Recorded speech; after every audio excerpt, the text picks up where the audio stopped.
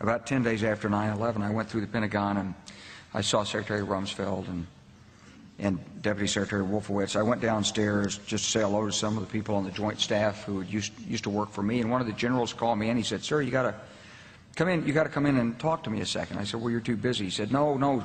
He says, "We've made the decision. We're going to war with Iraq." This was on or about the 20th of September.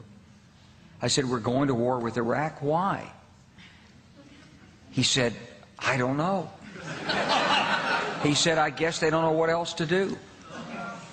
So I said, "Well, did they find some information connecting Saddam to Al-Qaeda?" He said, No. He says, "There's nothing new that way. They just made the decision to go to war with Iraq."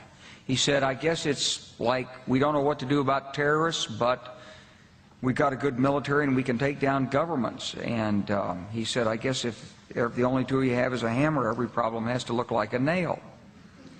So I came back to see him a few weeks later, and by that time we were bombing in Afghanistan. I said, "Are we still going to war with Iraq?" And he said, "Oh, it's worse than that."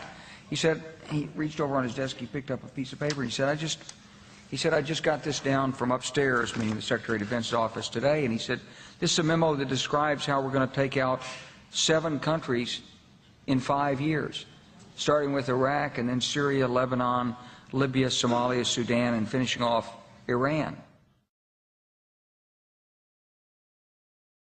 The truth is about the Middle East is, had there been no oil there, it would be like Africa. Nobody is threatening to intervene in Africa. The problem is the opposite. We keep asking for people to intervene and stop it. And there's no question that the presence of petroleum throughout the region has sparked great power involvement. Whether that was the specific motivation for the coup or not, I can't tell you, but there's always been this attitude that somehow we could intervene and use force in the region.